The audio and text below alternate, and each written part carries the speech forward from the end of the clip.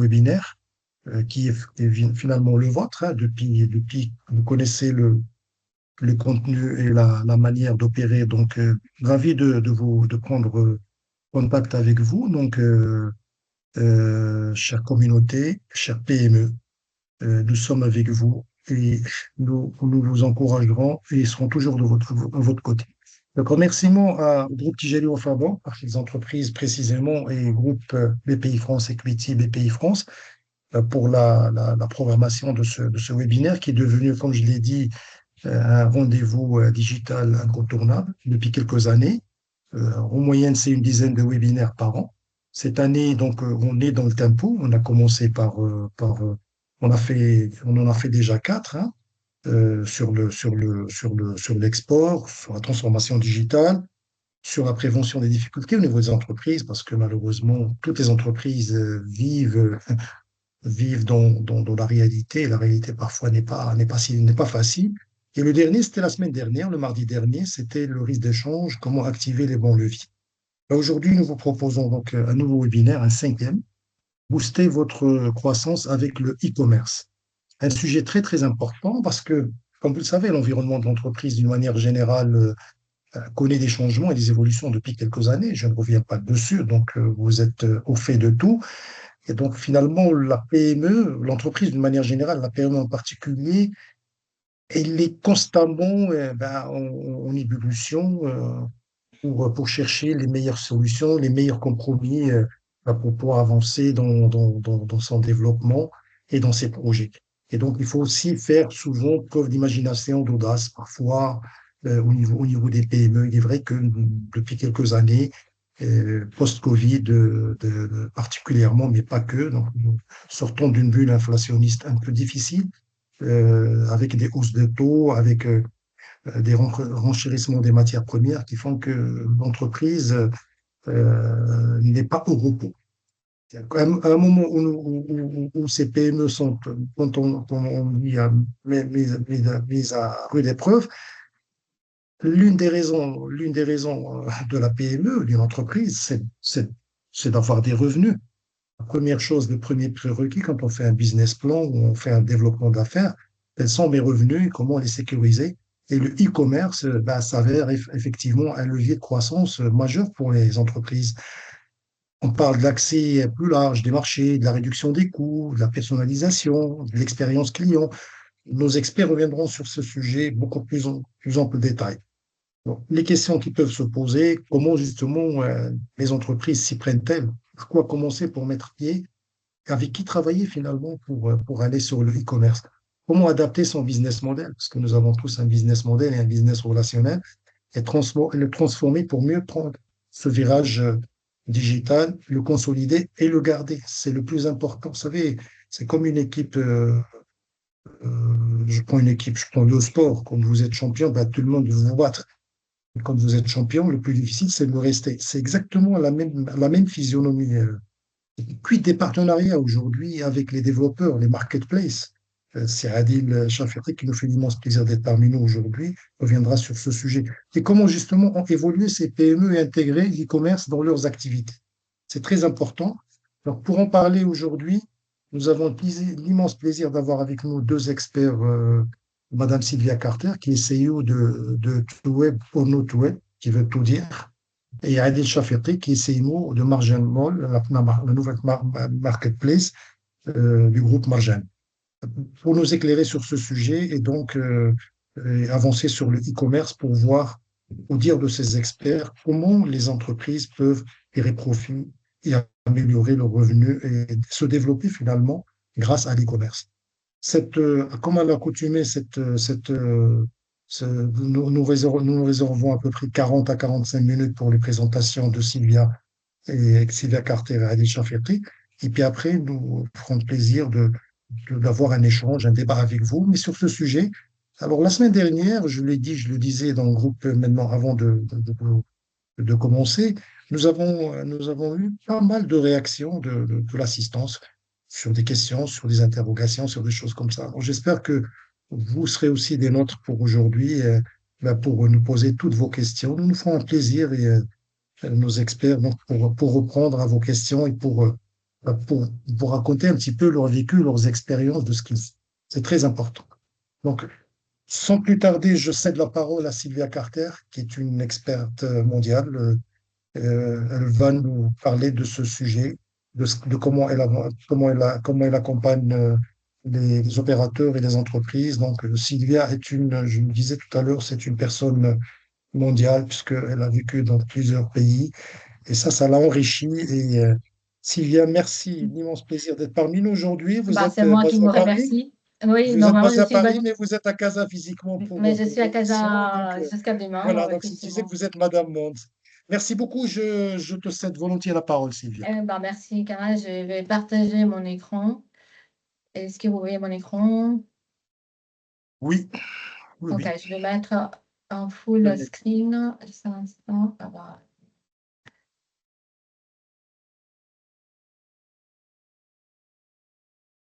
Ça va arriver, hein. Et voilà. Voilà. C'est bon, c'est bon. Bien, ok, donc là, on y est. Eh ben, merci de cette invitation et bonjour à toutes et à tous. Moi, effectivement, je m'appelle Sylvia Carter et je vais vous parler en principal vraiment de e-export. On a le petit E avant export parce que c'est quoi? C'est effectivement tout ce qu'on peut vendre en ligne à l'étranger, d'accord? Donc, une petite présentation de moi-même. Sylvia Carter, effectivement, Madame Monde, mais aussi Madame Montagne. J'aime bien la haute montagne, entre autres. Mais donc, pour ma vie professionnelle, je suis la fondatrice et présidente de To Web or Not To Web. Effectivement, ça vient de Shakespeare, To Be or Not To Be.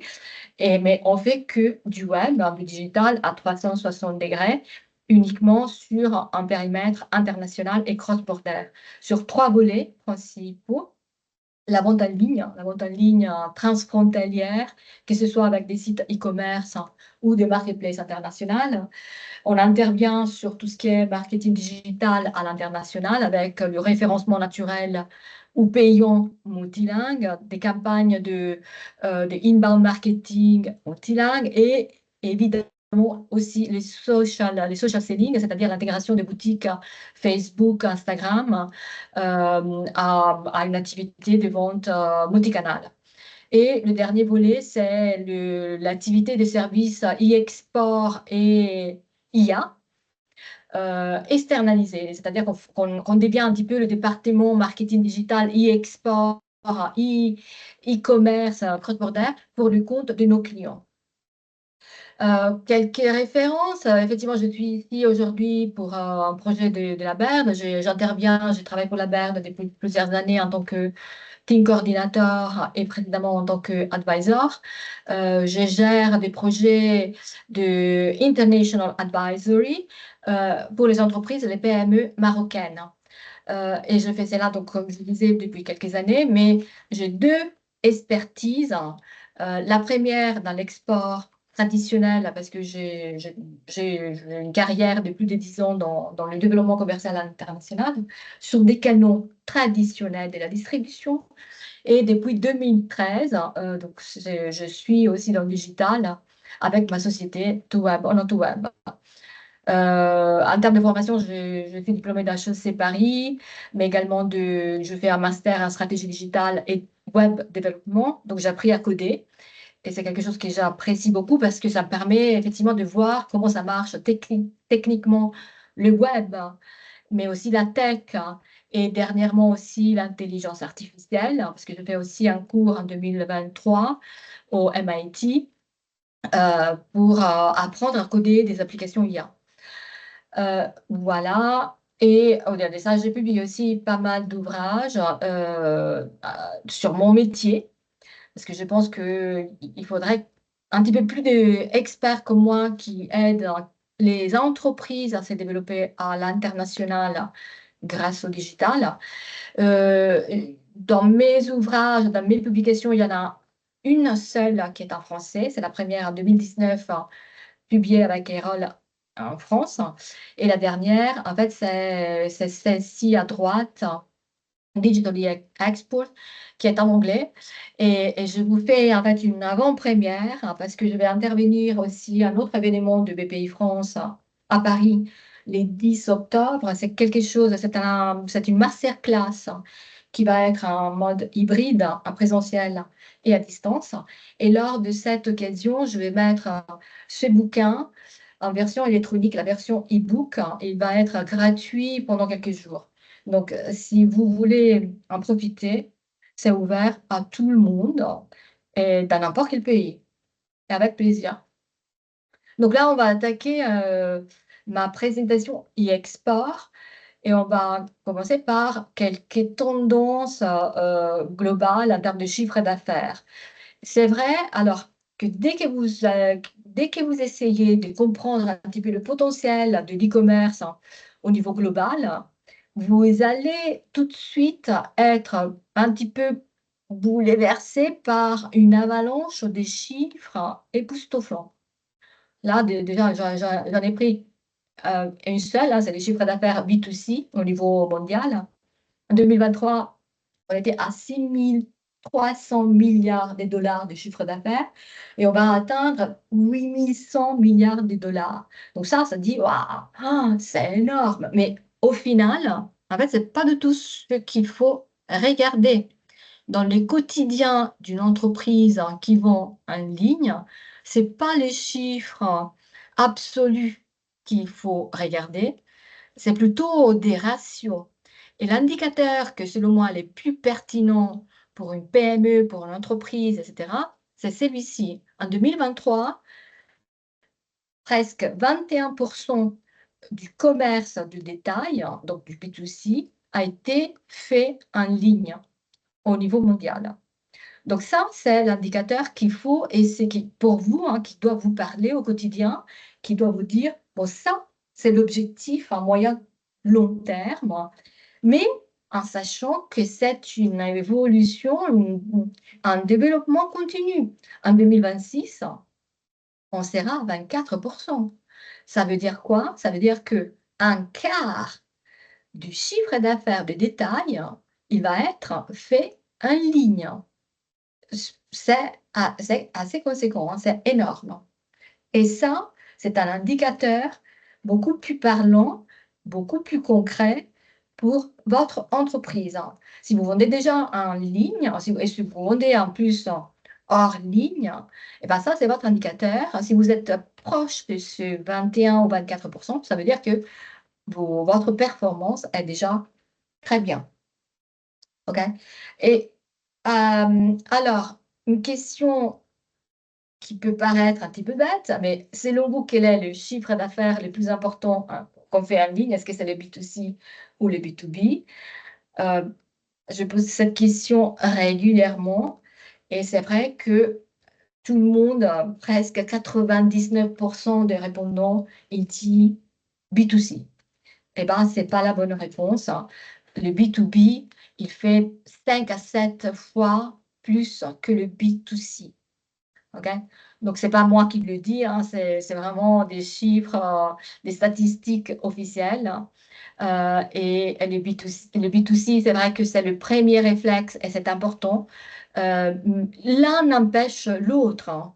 L'un n'empêche l'autre. Donc, selon moi, les deux offrent des opportunités importantes. Et donc, sur ceci, je voudrais lancer le premier sondage, hein, parce que comme ça nous permet un petit peu de connaître les personnes qui participent à ce webinaire. Donc, je ne sais pas si c'est déjà visible. Bon, est-ce qu'on peut lancer le premier sondage?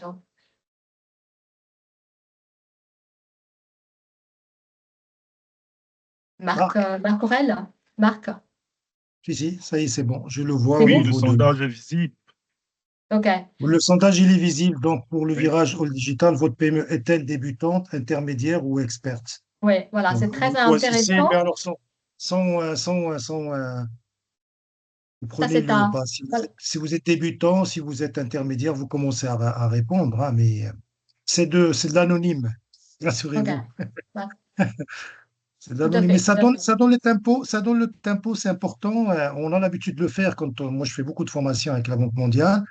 Et c'est important de faire participer, vous faire, vous, l'assistance avec nous. Hein, si vous êtes intermédiaire ou expert, c'est Tout à excellent. fait, tout à fait, tout à fait. C'est Ça, excellent. Puis si vous êtes aussi débutant, oui, les trajectoires des PME ne sont pas les mêmes, mais le plus important, c'est d'avoir une stratégie et puis d'avancer.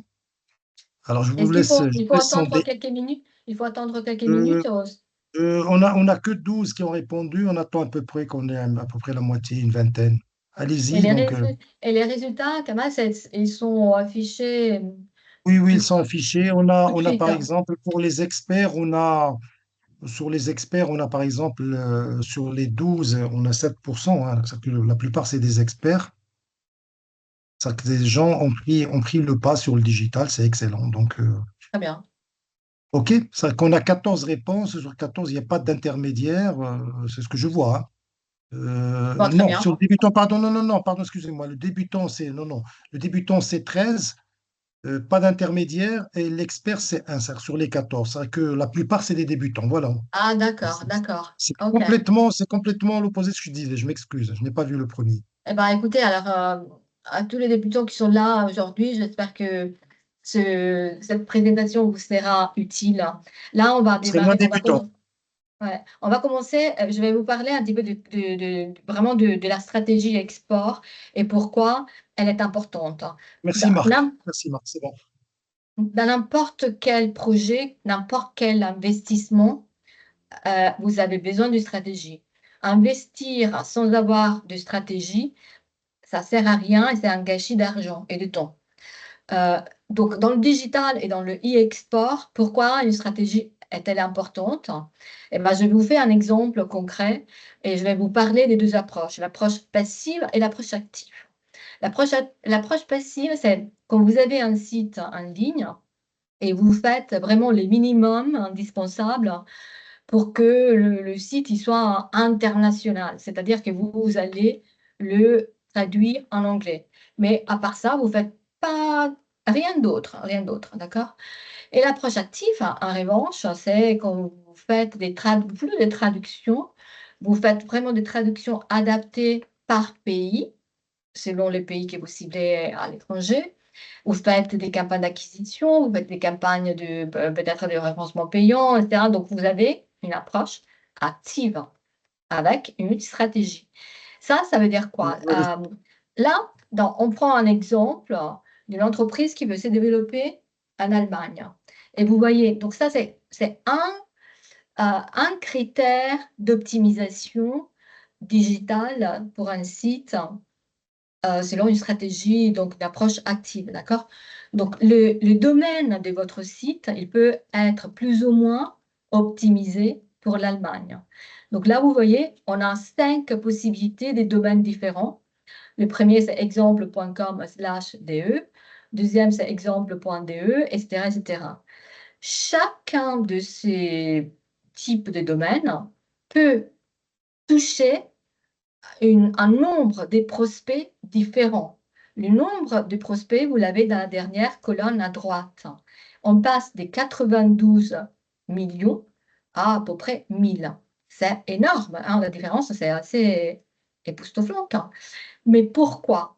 Parce que, en fait, le premier domaine, le .com/de, lui, il est en train de dire au moteur de recherche, au petit robot indexeur de moteur de recherche, que ce site, il est fait en allemand et il cible les germanophones dans le monde entier. Et il y en a à peu près 92 millions. Les deux autres domaines, le exemple.de et le de.exemple.com, là, on est toujours en train de dire au moteur de recherche qu'on cible bien l'Allemagne, mais que là, on cible les Allemands en Allemagne. C'est différent. Et donc, vous voyez que le nombre de prospects, bah, il diminue parce que les Allemands en Allemagne, il n'y en a pas 92 millions, il y en a 79 millions. Okay. Et enfin, les deux derniers domaines, comme vous pouvez le voir, c'est des domaines marocains. qui ont été développés avec le domaine exemple.ma. MA, c'est les country code top level domain dédiés au Maroc.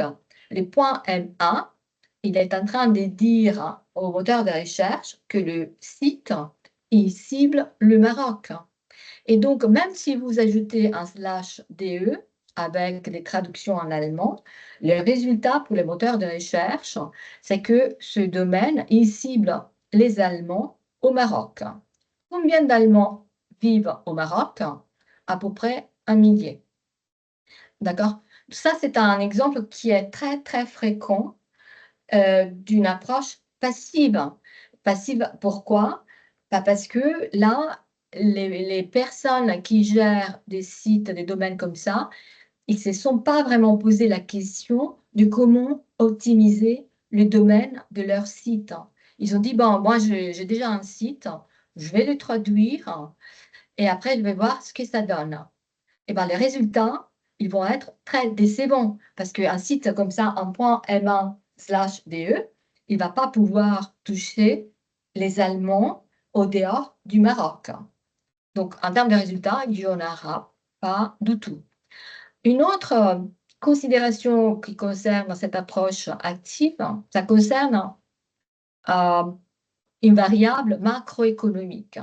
C'est les pouvoirs d'achat.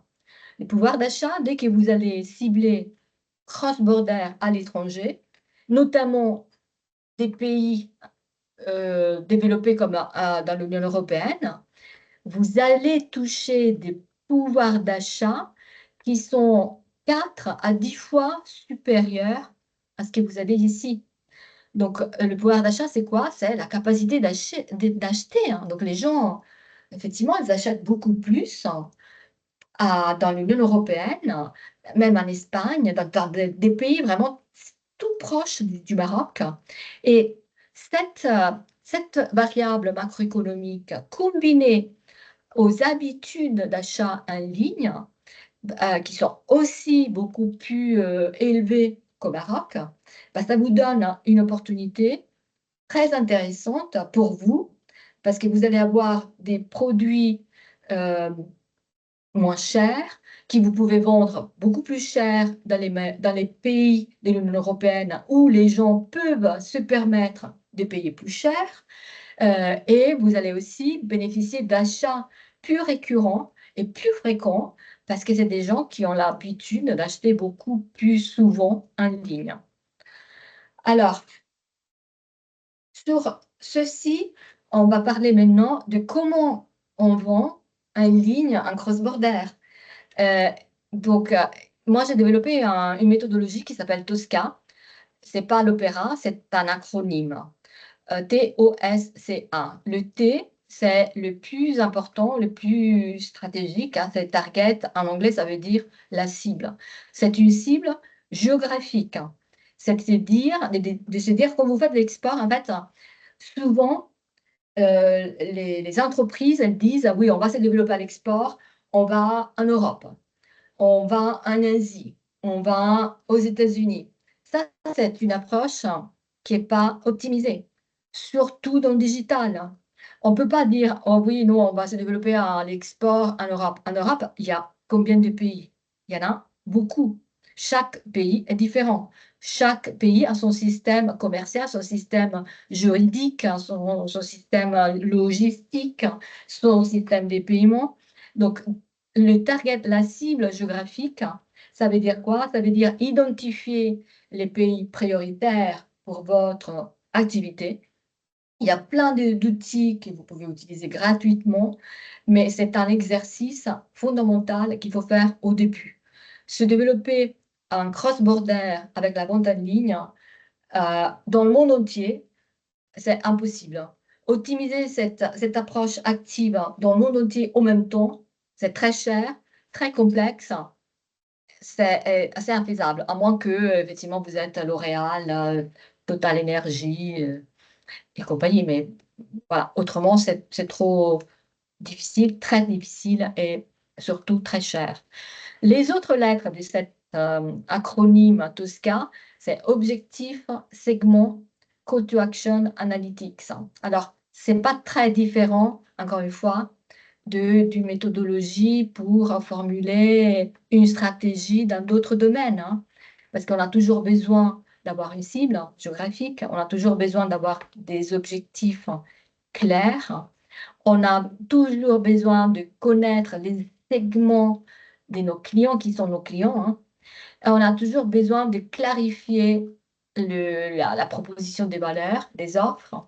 Et surtout, on a toujours besoin de mesurer la performance de notre stratégie. Si elle ne marche pas, il faut le savoir pour pouvoir rectifier les actions. OK? Je dirais que le C dans le digital, c'est lui qui est un petit peu différent par rapport au non digital.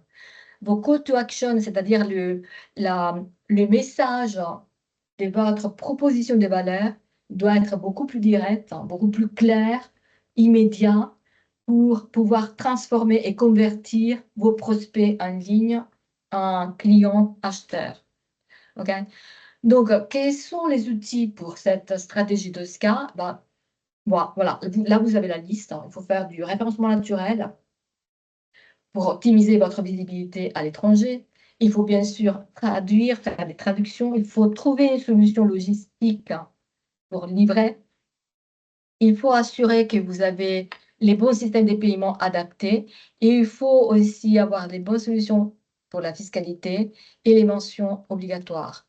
Alors, pour le référencement naturel multilingue, alors, il y a deux choses qui sont importantes. C'est de bien optimiser votre site pour vos utilisateurs, c'est-à-dire qu'il doit bien répondre aux tablettes et aux navigateurs qui sont utilisés à l'étranger. Ils ne sont pas tout à fait toujours les mêmes de ceux que vous pouvez avoir ici au Maroc.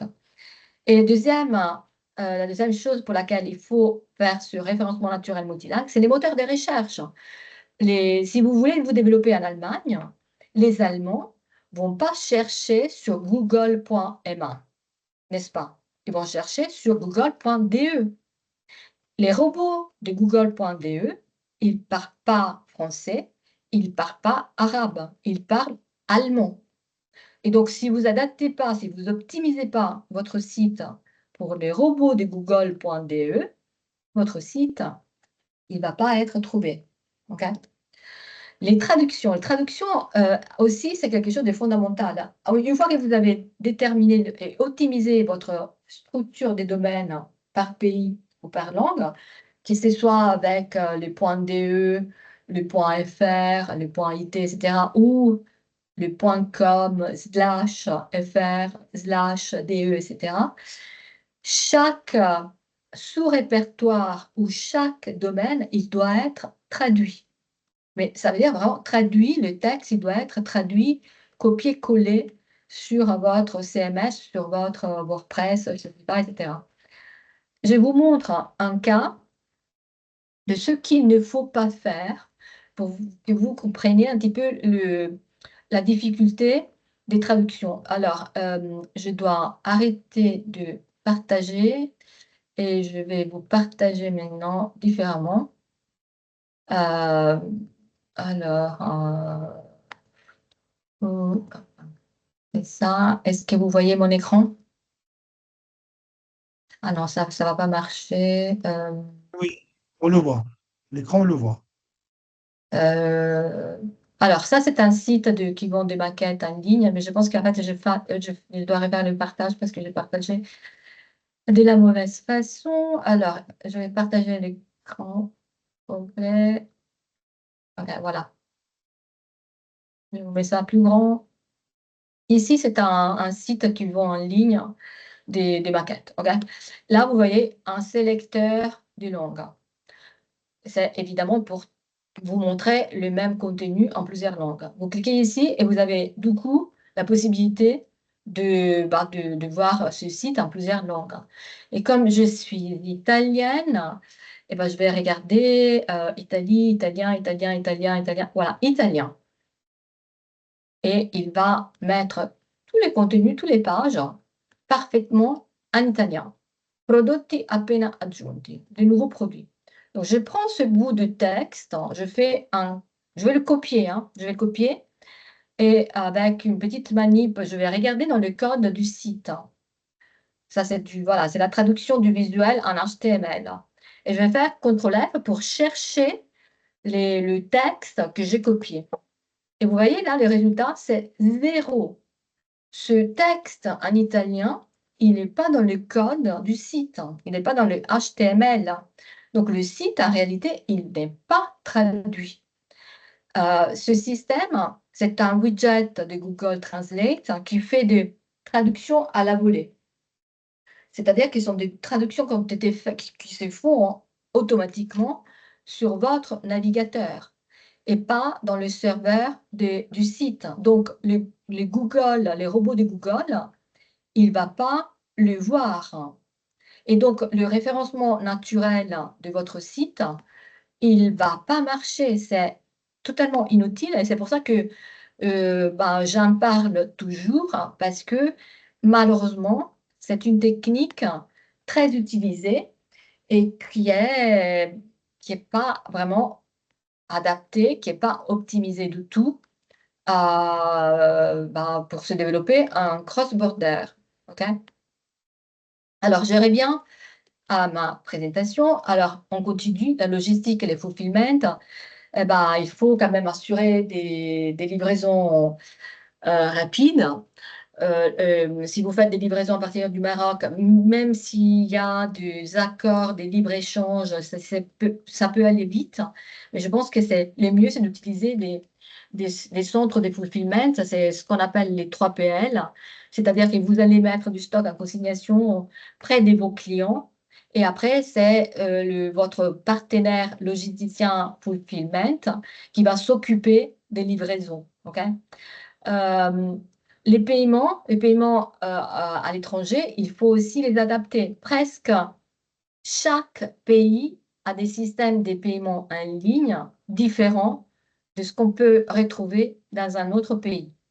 En général, 75% des gens n'achètent pas sur un site qui n'est pas traduit et 100% des gens ne vont pas acheter s'ils ne retrouvent pas les systèmes de paiement auxquels ils sont habitués.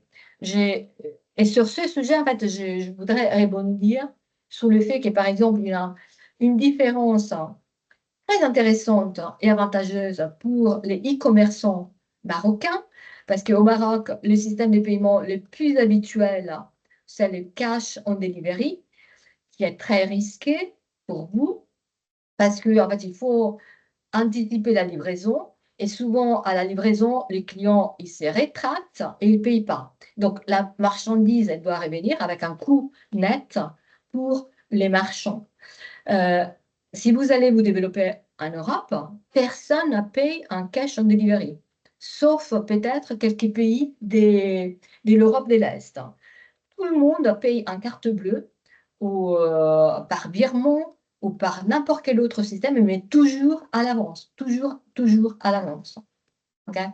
La TVA également, depuis 2021, c'est le cas dans l'Union européenne, mais également aux États-Unis et dans plein d'autres pays du monde. La TVA, elle doit être payée, collectée par les vendeurs et payée aux autorités fiscales du pays de l'acheteur. Avant, ce n'était pas comme ça. Ça a changé depuis 2021. Mais en sachant que pour l'Union européenne, on a un système qui est simplifié, ça s'appelle le One Stop Shop.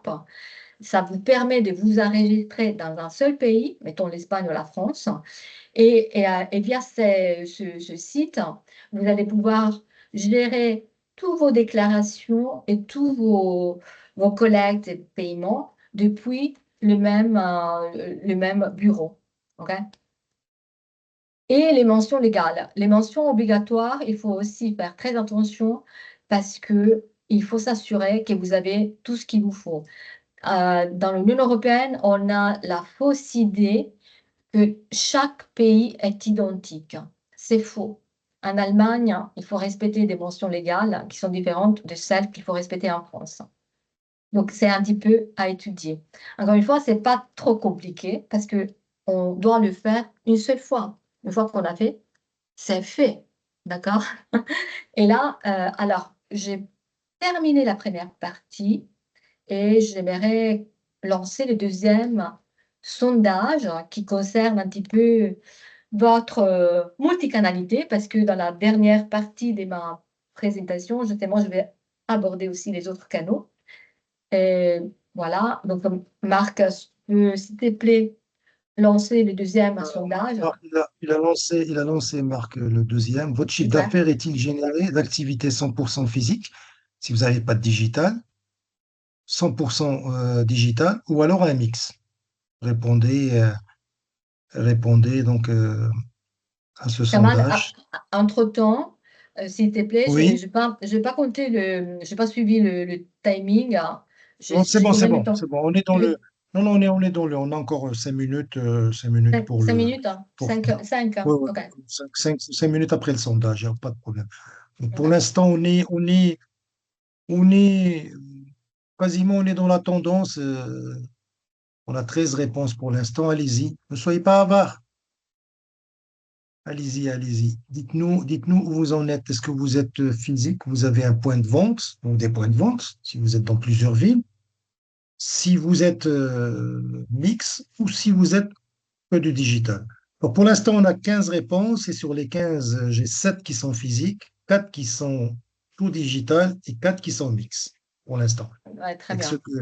donc ça que la tendance, Oui, c'est à peu près, c'est ouais, pratiquement 50% physique et 50% en partageant entre le digital et le mix.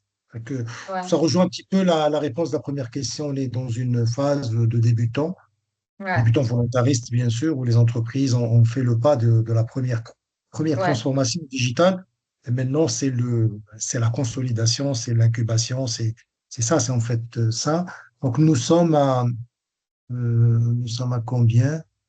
C'est ça, ça veut dire que sur 17, on est quasiment la moitié physique et l'autre moitié, c'est partagé entre les deux.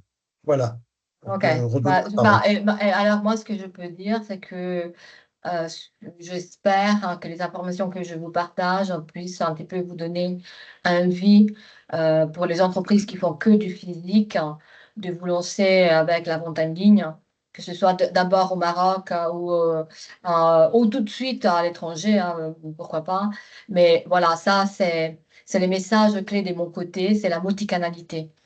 Jusqu'à là, je vous ai parlé de l'optimisation d'un site de commerce électronique, du e-commerce, hein, à votre marque. Et maintenant, on va parler de multicanalité. La multicanalité, c'est quoi? C'est la possibilité de vendre sur plusieurs canaux. Et les plusieurs canaux, c'est quoi? C'est les marketplaces, évidemment, oui, mais aussi les canaux physiques, hein, distributeurs, revendeurs, hein, vos boutiques à vous, hein, voilà. Les marketplaces, hein, c'est indéniable, c'est un canal stratégique. Il faut savoir, bon, Amazon, bon, je fais l'exemple d'Amazon, hein, mais c'est très intéressant de voir que dans les pays où il y a Amazon, Amazon est utilisé beaucoup plus de Google en tant que moteur de recherche. OK? Ça, c'est les pourcentages d'utilisation du moteur de recherche. Amazon a son propre moteur de recherche, hein, qui concerne uniquement des produits. Ce graphique ici vous montre que Amazon est préféré à Google, hein, dans les pays où il y a Amazon, évidemment, dès qu'il y a quelqu'un qui cherche des produits. Donc, c'est juste phénoménal. Pour les marketplaces, vous en avez des tonnes. Vous avez vraiment le embarras du choix, que ce soit en B2C et en B2B. Metro, c'est une des marketplaces les plus utilisées, bon, pour tout ce qui est alimentaire, hospitality, B2B. B2B, très, très développé en Europe, en Allemagne, France, Italie, Espagne. Marketplace, hein.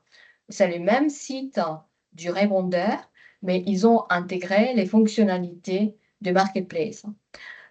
Alibaba, c'est une autre, très différente par rapport à Metro, c'est-à-dire que le modèle économique n'est pas transactionnel. Sur Métro, oui, vous êtes sur des transactions, vous vendez directement sur Métro, vous encaissez via la plateforme de Métro et au passage, Métro, il garde une commission, d'accord, sur le chiffre d'affaires que vous développez sur sa plateforme. Avec Alibaba.com, ce n'est pas le cas. Ce n'est pas le cas, c'est une plateforme de mise en relation. Il y a un coût annuel d'abonnement, donc c'est moins variable que Métro, parce que là, c'est un coût fixe, hein, c'est évident. Mais l'avantage, c'est que vous avez la possibilité de récolter toute la data de vos clients. Parce que s'il y a un client, un prospect qui est intéressé par vos produits, eh ben, il va vous contacter directement. Ok. Alors, la chose qu'il faut vraiment bien comprendre, c'est que e-commerce et marketplace, elles sont différentes, oui. Chaque canal a des inconvénients et des avantages, d'accord? Mais les deux, elles sont pas incompatibles du tout. Donc, se développer avec un site e-commerce, ça ne veut pas dire que vous ne pouvez pas aussi vous développer sur des marketplaces, hein.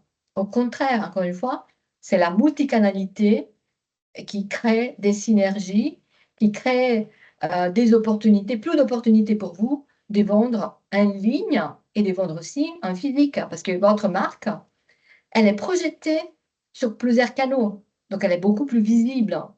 Et une marque visible, eh ben, elle devient plus importante, plus crédible.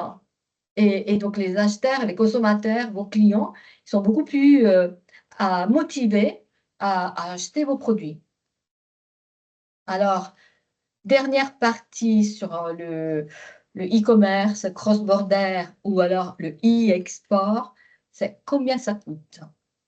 Et là, c'est les points délicats, hein, parce que j'ai beaucoup de clients, quand je leur parle de l'opportunité de vendre en ligne, hein, j'ai très souvent la réaction: «Ah non mais Sylvia, attends, le e-commerce à l'étranger, ça coûte trop cher. La vente en ligne, ah ouais, ça coûte trop cher, hein.»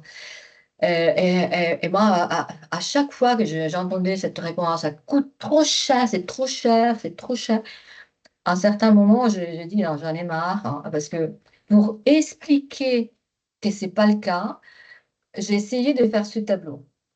Ce tableau, c'est les comparatifs entre ce que ça coûte une boutique physique et ce que ça coûte une boutique en ligne, un site web de vente en ligne. Cross-border ou pas, OK? Donc d'abord, vous avez pour une boutique physique ce qu'on appelle le pignon sur rue, hein, parce qu'il faut que vous avez votre boutique, il faut la louer ou l'acheter.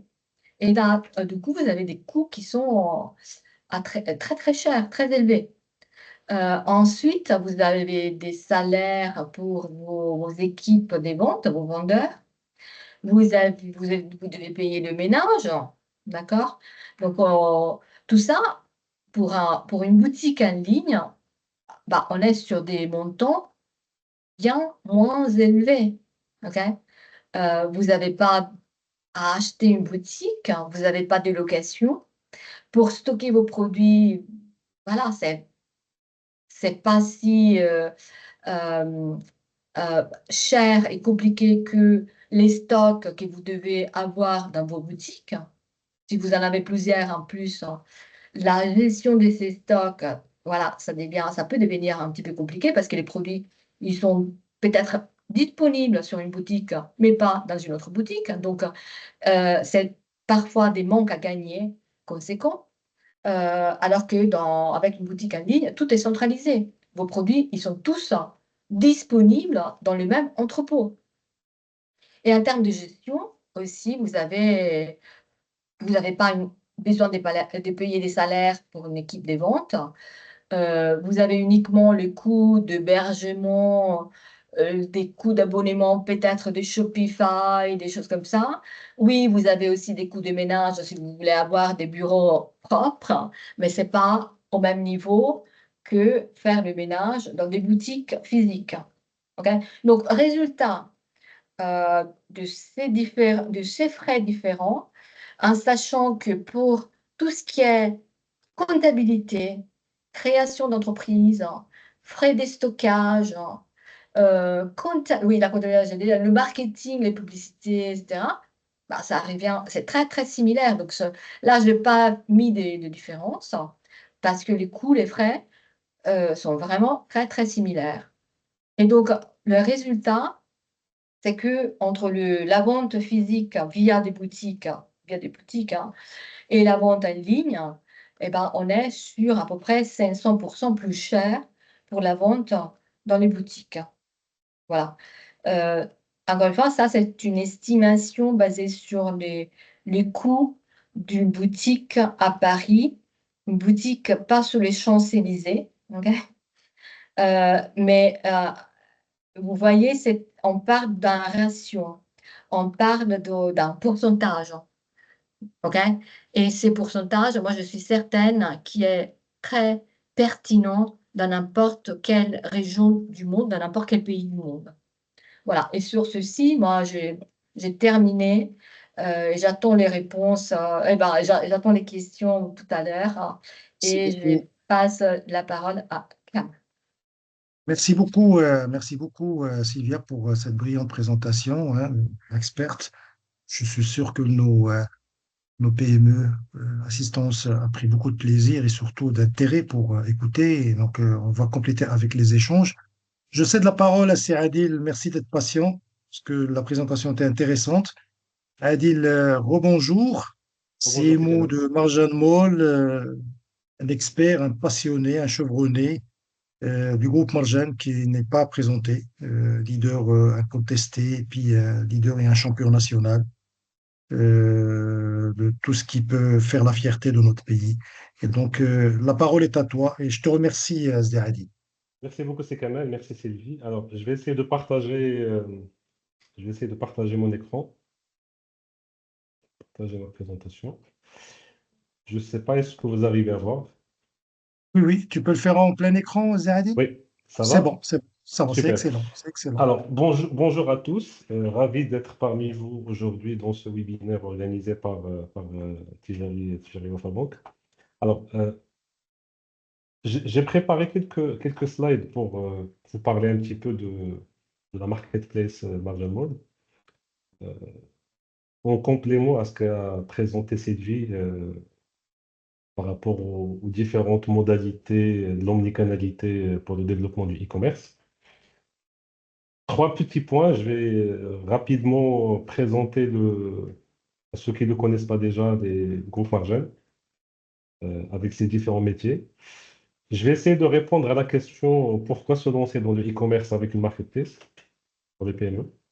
Et je vais finir avec quelques slides pour dire réellement, concrètement, ça consiste en quoi et comment il faut y procéder.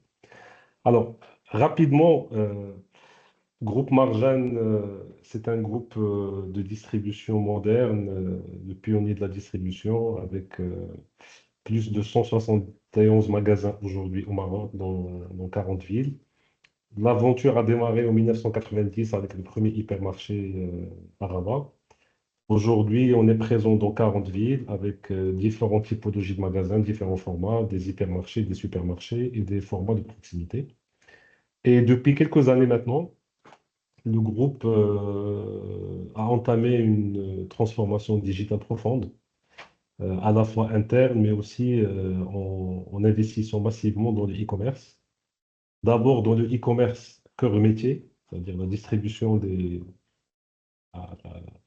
la vente en ligne des produits alimentaires qui sont des produits retail qui sont vendus dans les magasins, dans les hypermarchés, supermarchés. Et depuis un an maintenant, l'aventure de la marketplace, qui est un nouveau métier qui a démarré en octobre 2023. Alors, rapidement, Marjan Group, c'est trois pôles d'activité. Donc, il y a un pôle distribution qui regroupe l'activité retail sous les trois formats de magasins, les hypermarchés, les Marjan Market, les formats supermarchés, et plus récemment, les magasins proxy qui s'appellent Marjan City, donc une nouvelle marque. C'est des petits magasins de centre-ville entre 300 et 350 mètres carrés, plus l'activité que vous connaissez, la verticale sur l'électroménager qui est la marque Electroplanète. Le pôle immobilier, qui est aujourd'hui une activité centrale dans le groupe, à travers la gestion des centres commerciaux et des surfaces commerciales. Aujourd'hui, on gère 441 000 mètres carrés de galeries commerciales marchandes à travers principalement trois centres commerciaux qui sont Californie Mall à Casablanca, des Myriades et Chine, plus d'autres centres commerciaux qui sont en cours d'aménagement à Rabat et à Marrakech et à Tanger. Et enfin, le dernier pôle qui nous intéresse aujourd'hui, c'est le pôle Marketplace, et qui est, pour donner une petite définition simple, Marketplace est un pure player, donc c'est une activité, une filiale à part entière, euh, complètement autonome de l'activité de la distribution alimentaire historique du groupe, et qui est un nouveau métier pour nous, qui est un métier d'intermédiation. Donc en fait, on est un tiers de confiance qui met à disposition, on va le voir tout à l'heure, un ensemble d'assets ou d'outils qui permettent à nos deux clients, en fait, on a deux clients, on a des clients qui sont des vendeurs partenaires, mais aussi on a des clients, les clients marocains, qui cherchent des produits et des services. Et donc, le rôle de la marketplace, c'est de mettre les conditions pour que ces deux clients puissent se rencontrer dans les meilleures conditions. Alors, la marketplace, Marjan Mall, a démarré, a été lancée, donc c'est un projet sur lequel on a commencé à travailler en 2020. Il a vu le jour en octobre 2023 avec un lancement. Il y avait un premier lancement, disons, pour sonder un petit peu le marché début 2023. Mais le vrai lancement commercial, il date de octobre 2023. Alors aujourd'hui, Marjan Mall, c'est plus de 1000 vendeurs différents qui couvrent une quinzaine de catégories avec plus de 300 000 produits différents qui sont proposés. 80% de ces vendeurs sont des PME marocaines, avec des catalogues qui sont assez réduits, des catalogues, des assortiments qui varient entre 100 jusqu'à 200 produits. Donc aujourd'hui, le gros de nos clients vendeurs sur Marjan Mall, c'est des PME marocaines, qui représentent à la fois des marques nationales et internationales. Donc soit c'est des entreprises qui représentent des marques internationales au Maroc, soit des entreprises qui ont leurs propres marques, ce sont des marques marocaines. Et qui utilisent des plateformes Marjan Mall comme canal de vente. Nous avons clairement un positionnement axé sur l'expérience client à travers plusieurs choix stratégiques qui ont été opérés pour lancer la marketplace. Nous avons l'ambition de devenir la plus grande marketplace au Maroc, mais aussi on a une ambition au-delà du Maroc, une ambition sur le continent africain. Et donc, ces plateformes devraient constituer dans l'avenir proche une rampe de lancement pour adresser les marchés, les marchés, les marchés, les marchés africains. Euh, alors, je pense que c'est important pour planter le décor, de parler un petit peu de pourquoi cette diversification du groupe sur ce nouveau business ou ce nouveau métier qui est complètement différent du nôtre. J'aimerais partager avec vous quelques éléments factuels du marché marocain en termes d'usage Internet. Alors, selon des études de 2023, 60% des Marocains déclarent utiliser les réseaux sociaux d'une manière assez fréquente, voire tous les jours. Alors, ce qui est intéressant, c'est quand on double-clique sur les raisons d'utilisation des réseaux sociaux, beaucoup de divertissement, une majorité pour le divertissement, ou rester en contact avec la famille, les amis.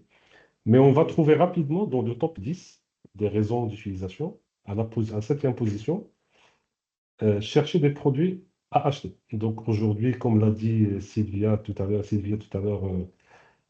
Amazon est devenu une référence dans beaucoup de pays en termes de moteur de recherche. Quand on cherche un produit ou s'informer sur un produit, on va plutôt le chercher sur Amazon que sur Google. Je dirais par la suite pourquoi. Donc aujourd'hui, effectivement, les Marocains, ils sont dans cette tendance où on cherche les produits qui nous intéressent d'abord sur les réseaux sociaux, sur Internet. En 9e position, il y a aussi un sujet très important, c'est des gens qui font des recherches pour s'inspirer ou trouver des idées. En fait, on est dans l'achat vraiment émotionnel. Euh, voir quelles sont les tendances mondiales en termes de mode, en termes de consommation. Et donc aujourd'hui, c'est des habitudes qui sont en train de s'installer progressivement au niveau du consommateur marocain. Toutes les plateformes digitales aujourd'hui sont concernées. Donc, on a des plateformes Meta, donc Facebook et Instagram qui restent majoritaires avec plus de la moitié des sources de trafic, suivi de YouTube et de Twitter qui restent en recul. Après, il y a plein de petites plateformes très spécialisées comme Twitch ou autres, mais qui attaquent des marchés de niche, comme des gamers ou les geeks, par exemple. Euh, Quand on aborde la question d'achat en ligne, euh, ce qui est impressionnant, c'est que 40% de la population marocaine déclare utiliser Internet pour payer ou pour acheter, ce qui fait pas moins de 15 millions de personnes. Alors, quand on double-clique sur ces, euh, sur ces différents usages qui sont faits sur l'achat en ligne, on va trouver tout d'abord toute la partie facturation, achat de billetterie. Donc, je pense que le paiement des factures d'eau, d'électricité, de téléphonie, d'achat des billets d'avion, ils sont rentrés dans les mœurs aujourd'hui, c'est devenu plus une commodité qu'autre chose. On va trouver aussi toute la partie restauration et courses, donc la livraison de la restauration à travers les mobylettes qui sillonnent les rues. Mais on va trouver aussi d'autres catégories où les Marocains sont donc de plus en plus ouverts pour les acheter en ligne. On va trouver tout ce qui est lié à la catégorie high-tech.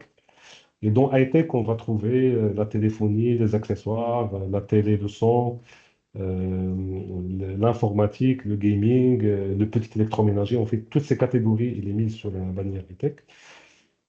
On va trouver aussi la catégorie fashion, donc tout ce qui est habillement, chaussures et vêtements. Et enfin, la partie jouets, loisirs et la catégorie qui monte en flèche, c'est une tendance mondiale, pas comme marocaine, c'est ce qu'on appelle les do-it-yourself. Et en fait, c'est tous les produits qui permettent de créer des choses soi-même avec ses propres mains, soit seul, soit avec ses amis, soit avec ses enfants à la maison. Et particularité aussi, c'est que vu la, vu la jeunesse de la population, aujourd'hui, 60% de ces achats ils sont effectués sur les smartphones. Alors, pour mettre tout ça en perspective, c'est intéressant de dire, d'accord, mais aujourd'hui, quand on parle du e-commerce, pour le Maroc, ça veut dire quoi réellement? Alors, aujourd'hui, on est sur un marché, si on enlève toute la partie paiement de factures, livraison des repas et achat de billets en ligne, qui pèse lourd aujourd'hui. Si on garde vraiment de e-commerce, de vente de produits sur Internet, on est sur un marché estimé aux alentours de 3 milliards de dirhams. Alors, ces 3 milliards de dirhams restent quand même très très faibles. C'est 0,3% du PIB, sachant qu'aujourd'hui, dans des pays comparables au Maroc, à économie comparable, ce taux est déjà 3% et à 7% au niveau mondial. Euh, En projection à l'année 2030, ce marché devrait être multiplié fois 5 pour passer à 15 milliards de dirhams et passer à 1,5% du PIB quand le marché mondial sera à 15% et les pays comparables à 10%. Alors, un fait important à signaler quand même, c'est que la crise sanitaire en 2020 a donné un vrai coup de boost au développement du e-commerce au Maroc, euh, sous la nécessité de continuité d'activité pour beaucoup d'entreprises. Le seul canal qui était possible, c'était de vendre en ligne.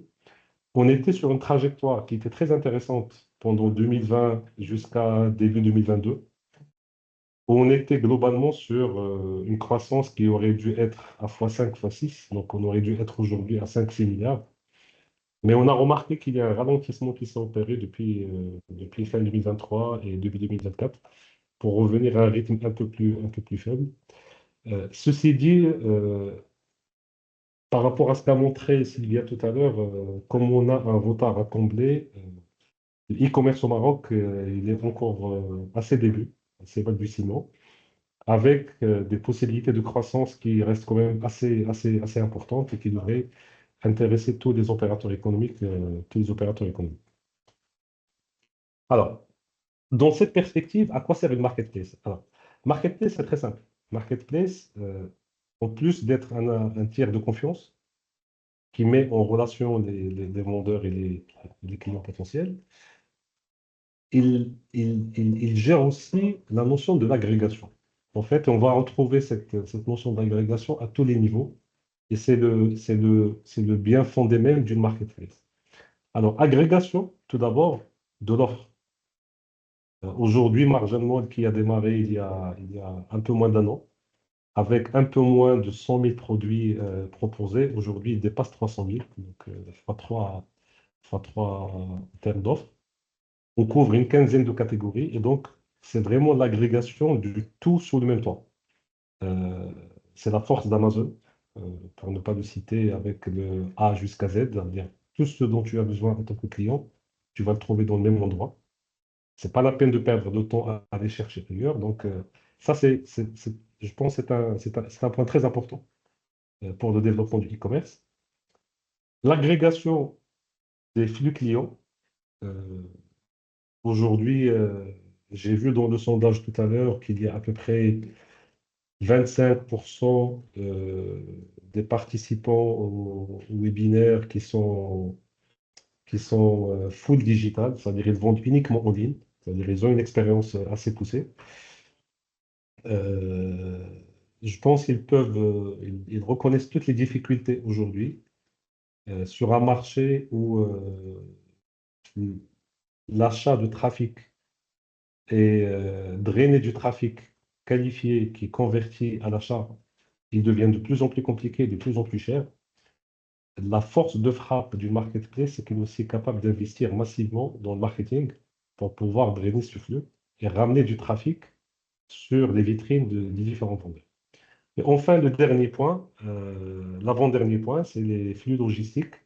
Alors, les flux logistiques aujourd'hui, pour les entreprises qui font du e-commerce, ils connaissent toutes les difficultés, voire les galères parfois de livrer certains endroits dans les bonnes conditions, dans les meilleures conditions, au bon coût.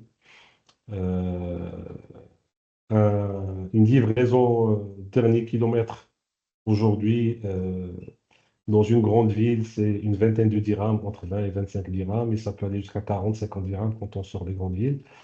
Euh, Quand on est sur des paniers qui sont bas, le coût logistique peut rapidement s'avérer une vraie contrainte. Et donc, la marketplace, il a aussi ce rôle de, de mettre à disposition des modèles et des flux logistiques qui permettent d'avoir une logique e-commerce rentable et viable pour les Là, entreprises. justement, Zahadil, pour nous parler sur le Oui, sondage, vendez-vous une partie de vos produits à travers une marketplace? On a pour l'instant que 12 réponses. C'est quasiment la même chose. Non 5, oui, pardon, 5 et non 7. C'est-à-dire oui, qu'on a 5 et non 5 7. sur 12, 5 sur 12 qui disent qu'elles ont une expérience marketplace sur Donc, 12. merci beaucoup, c'est quand même. Donc, si je fais le lien, les 5, c'est quasiment les mêmes réponses des personnes qui ont répondu qu'ils vendent exclusivement en ligne. Donc, on a des pure players, des vendeurs pure players digitaux, donc c'est une très bonne chose, donc qui connaissent très bien le sujet. Euh, donc, juste pour finir, j'ai dit, il y a cette histoire d'agrégation à trois niveaux, des clients, de l'offre et des flux logistiques. Mais tout ça sont une plateforme, des plateformes technologiques solides, fiables, viables et performantes. On ne peut pas faire du e-commerce. Tout à l'heure, Sylvia a présenté quelques éléments ou quelques garde-fous importants pour faire du e-commerce à travers des sites. Aujourd'hui, la performance de conversion de vente, il va passer aussi d'une manière très directe de la performance de la plateforme technologique, à la fois en termes des assets de construction, mais aussi en termes d'évolution et de maintenance. Et donc aujourd'hui, la marketplace, ce qu'elle peut apporter pour les vendeurs, c'est en fait ces quatre éléments. Euh, pour aller dans l'esprit du sondage, aujourd'hui, quand on discute avec les vendeurs qui ont rejoint l'aventure depuis le début, on a deux configurations de typologie de vendeurs. On a des vendeurs qui sont déjà e-commerçants, euh, qui ont déjà créé leur site e-commerce. Ils ont un site Shopify ou autre dans lequel ils proposent leurs produits. Ils ont effectivement ouvert un deuxième canal de vente. Donc, en fait, comme disait Sylvia tout à l'heure, c'est pas antinomial. La multicanalité est toujours intéressante, ça apporte plus de visibilité à la marque et aux produits qui sont proposés. Et donc, aujourd'hui, on a une partie non négligeable de nos vendeurs qui ont leur propre site et qui sont présents sur des marketplaces concurrentes, mais aussi sont présents chez nous. Et on a une deuxième catégorie de vendeurs qui, en fait, euh, ils ont commencé à s'intéresser au e-commerce, mais ils ont compris que c'est un sujet qui peut être rapidement un sujet compliqué, qui demande des investissements et du temps et des ressources. La marketplace pour eux constitue un ballon d'essai. En fait, c'est commencer à tester ses capacités de gérer une offre e-commerce, à animer une offre e-commerce, à sentir l'intérêt par rapport à ses produits ou à sa catégorie, d'abord sur le marketplace, avant de songer peut-être à se développer en propre sur son propre site Internet. Alors, donc pour résumer, donc, marginalement, quand on a construit le e-commerce retail par rapport à nos produits, produits proposés au magasin, on s'est rendu compte de la complexité pour un retailer de se lancer d'une manière pérenne et efficace dans le e-commerce. Et donc, l'idée a émergé de créer cette marketplace tiers de confiance pour faire bénéficier en fait, l'expertise qu'on a cumulée à travers notre propre e-commerce et d'apporter vraiment des réponses qui sont faites par un commerçant, parce qu'on est commerçant aussi. Donc, qui mieux qu'un commerçant pour connaître les contraintes des commerçants? Donc, on a construit une solution qui est adaptée à ces partenaires. Et on a essayé de se rapprocher au maximum des standards internationaux avec des solutions qui ne cessent d'évoluer depuis longtemps. Alors, rapidement, en 2 mots, on a lancé la marketplace fin 2023, d'abord avec un objectif communiquer, installer la marque, se positionner sur le marché dans un nouveau business que les gens ne connaissaient pas pour le groupe Marjane. Et depuis 2024, on a entamé notre phase d'hypercroissance avec beaucoup d'animation commerciale et des priorités ventes pour nous et pour nos vendeurs. En 9 mois, on a quasiment doublé nos volumes de commandes. On a quasiment aussi doublé le nombre de vendeurs. On a démarré avec un peu moins de 400-450 vendeurs qui nous accompagnent au début. Aujourd'hui, ils dépassent les 1000. Et on a des clients qui nous font de plus en plus confiance et surtout des clients qui viennent assez souvent pour répéter. Donc, on a une fidélité qui est en train de s'installer par rapport aux clients qui nous ont testés. Alors, la marketplace, qu'est-ce qu'elle propose réellement à un vendeur partenaire ou quelqu'un qui est intéressé de vendre? Un ensemble de solutions qui sont simples, mais qui sont pas négligeables. D'abord, on- aujourd'hui, on a une solution pour aller, on a 10 hubs sur le territoire marocain. Donc, on a démarré avec 2 hubs au démarrage à Casablanca. Aujourd'hui, on est sur une dizaine de hubs.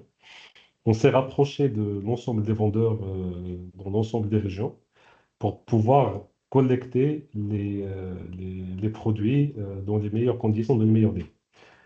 Euh, une des, un des cauchemars des e-commerçants au Maroc, toutes catégories confondues, tout à l'heure, Sylvia, on a fait allusion aux habitudes d'achat. On est sur un marché où les gens préfèrent payer en cash à 95%. Même la population bancarisée préfère payer en cash pour différentes raisons, ce n'est pas la peine de rentrer dedans.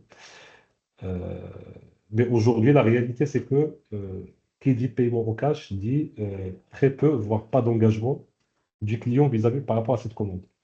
Donc, le client, il va chercher le produit qui l'intéresse, il va l'acheter là où il va le trouver, que ce soit sur des marketplaces, sur un site e-commerce propre à un vendeur, sur les réseaux sociaux. Il risque de passer même plusieurs fois la même commande dans plusieurs endroits. Et celui qui gagne, c'est celui qui livre en premier. Donc la notion time to market pour livrer dans les 24 heures, voire dans les 48 heures, il est central dans la réussite du business e-commerce.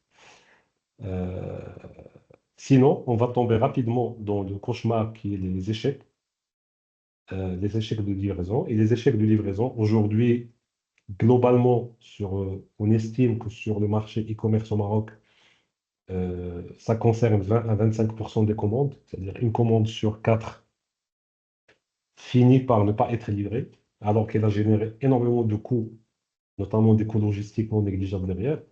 Donc cette notion d'échec, d'efficacité logistique, de gestion de stock, surtout quand il s'agit de produits valeurs, quand il y a une demande de retour d'un client, parce qu'aujourd'hui on est soumis, en e-commerce, on est soumis à la même réglementation des droits de retour des clients dans les 7 jours.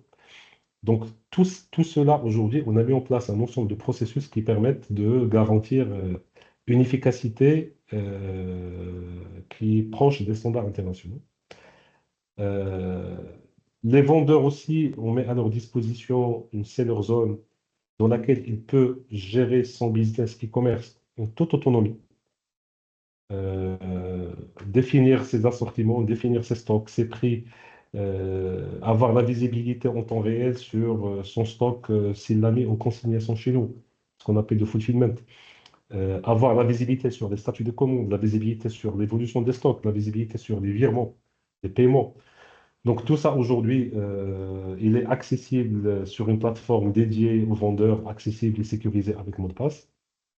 Et en plus, on a un service de gestion de la relation vendeur dédié avec des ressources qui sont mises à disposition et qui sont là pour gérer, accompagner, former, résoudre les problèmes des vendeurs en temps réel. Adil, excuse-moi, là, le pourcentage de vente en ligne, on a à peu près 85% sur Wahdia, cette réponse qu'on a eue pour l'instant, qui sont à moins 20%. Donc, on est vraiment Pardon? dans à moins 20% de leur chiffre d'affaires qui est réalisé en ligne. En ligne, oui, oui. Là, On est en phase avec la tendance du premier sondage sur le débutant et tout ça. Et donc, c'est une bonne chose. exact. Je Exact. pense que ce webinaire tombe pile pour aider ces PME à faire le pas sur le plan culturel, psychologique aussi, hein, y faire le pas et sortir de la zone de confort. Donc, nous connaissons tous ces situations. Alors, cette question du sondage, en fait, il tombe à pic parce que là, on va attaquer mais réellement les vendeurs aujourd'hui qui se posent des questions. Ils voient les choses bouger et ils disent, j'ai envie de démarrer, j'ai envie de commencer. Soit je ne sais pas comment faire, soit c'est trop compliqué pour moi, soit j'ai pas envie d'engager beaucoup de dépenses, j'ai pas envie d'investir dans un sujet qui n'est pas certain, qui va m'amener un incrémental de vente.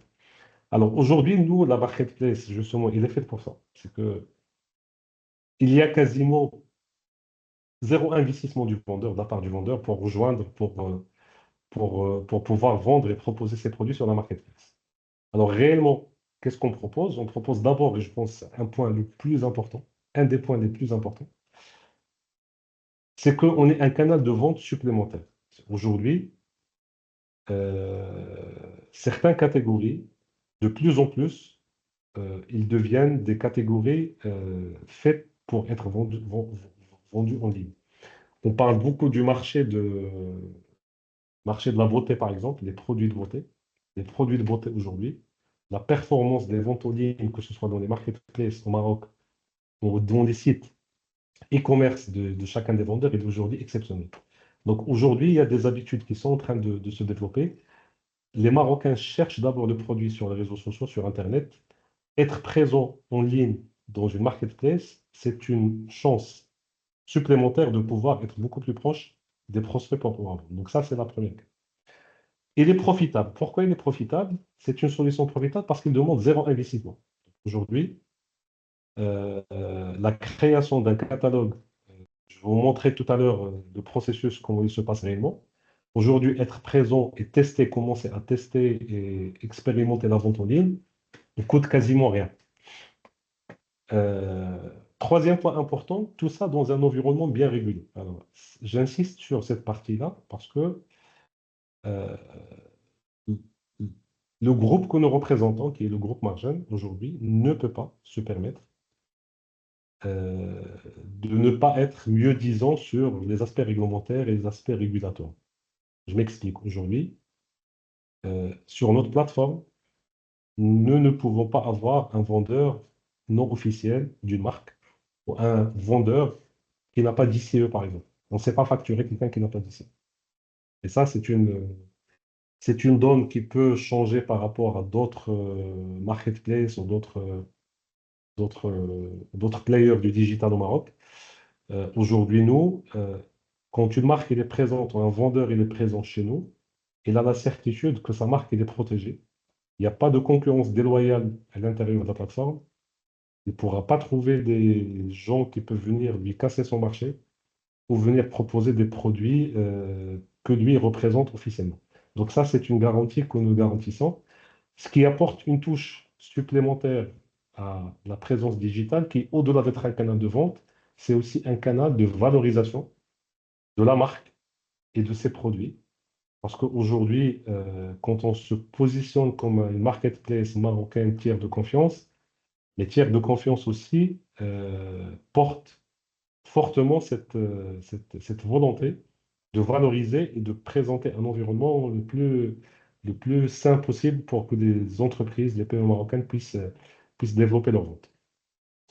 Et enfin, avec un éventail complet de services marketplace, et donc c'est là où j'ai dit tout à l'heure que devenir vendeur, c'est quasiment, pour commencer, c'est quasiment zéro investissement. C'est qu'on a un ensemble de sujets d'accompagnement que nous avons mis en place. Le premier sujet, c'est beaucoup de vendeurs, quand on nous contacte, on nous décontacte. Première contrainte qu'on va trouver, c'est que oui, mais j'ai pas de catalogue fiche produit. J'ai une boutique physique où je fabrique des produits, mais je n'ai pas aujourd'hui de catalogue. Donc aujourd'hui, on accompagne, on a mis en place des services pour accompagner les vendeurs pour la création de leur catalogue, de leur assortiment et leur catalogue fiche produit de qualité. Donc ça, c'est la première des choses.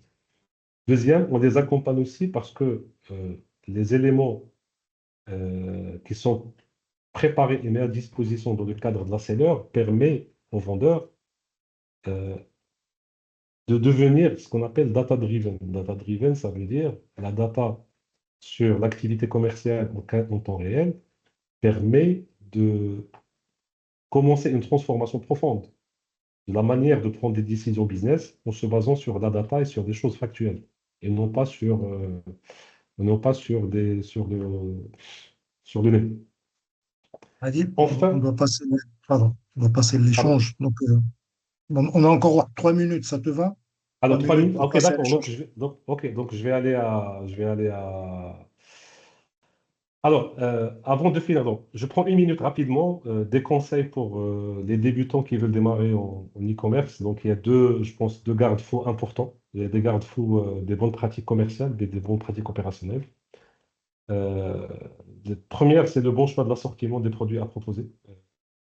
Tous les produits ne sont pas faits pour être vendus en e-commerce. On a pas mal de vendeurs qui décident parfois de segmenter une partie du catalogue et les vendus en e-commerce sur la marketplace et une autre en magasin physique. J'ai parlé de la qualité du fiche produit. C'est la clé pour pouvoir vendre, pour avoir une meilleure conversion. L'animation commerciale, grâce à la data qui devient en temps réel. Donc ça, c'est important. Et surtout, qui dit e-commerce dit un minimum d'investissement de ressources pour pouvoir suivre, piloter la gestion des stocks et la gestion des prix. Sur le point de vue des pratiques opérationnelles, comme j'ai dit tout à l'heure, on est sur un marché cash on delivery, donc la notion de rapidité et d'efficacité opérationnelle, elle est importante pour pouvoir ne pas tomber dans des échecs de livraison. Recourir à la consignation. Aujourd'hui, nous, on propose un service de consignation fulfillment dans nos entrepôts. Donc, vous nous confiez les produits les plus fortes rotations chez vous et on s'occupe de tout. Veillez à ce que la qualité des produits expédiés soit en bon emballage, un emballage correct pour éviter les retours et les annulations. Et enfin, la mobilisation de certaines ressources pour suivre l'activité. Et je finirai avec le dernier slide pour juste résumer ce que je disais tout à l'heure en marketplace, en fait. la seule activité du vendeur, c'est qu'il faut qu'il charge son assortiment, ses produits, ses prix et qu'il initialise son stock. Une fois la commande est tombée, si le stock il est confié chez nous, le vendeur ne fait plus rien. On s'occupe de l'emballage, de l'expédition, de l'encaissement et du paiement du vendeur chaque décade, chaque 10 jours. Donc, on paie le vendeur chaque 10 jours. Si le produit il est dans le stock du vendeur ou dans son magasin, quand la commande il tombe, il peut nous la ramener sans emballage dans un des 10 hubs qu'on met à sa disposition. On la récupère, le produit il est contrôlé, emballé, expédié, payé et remboursé. Donc globalement, c'est ça le processus un petit peu de la marketplace. Et le processus global de la marketplace va faire de l'animation, de la génération du trafic et de la communication autour pour ramener du trafic chez le vendeur. Enfin, donc, je finis avec ça pour les entreprises qui se posent des questions, qui veulent approfondir un peu, échanger avec nos équipes. N'hésitez pas, je vous ai mis un lien ici qui s'appelle service.marjamol.ma. Laissez vos coordonnées, nos équipes prendront contact avec vous avec grand plaisir pour échanger, pour voir comment vous accompagner sur votre projet si ça vous intéresse de rejoindre l'activité. Et Merci voilà, je pense beaucoup, que j'ai fini. merci beaucoup, Zéadine. On va passer à l'échange. Il y a eu quelques remontées de l'assistance que nous avons notées, bien sûr. Une des questions qui revient, qui a été posée, et je commence par là. C'est M. Metnine qui dit comment vendre les produits marocains ici au Maroc et à l'étranger, surtout aux USA.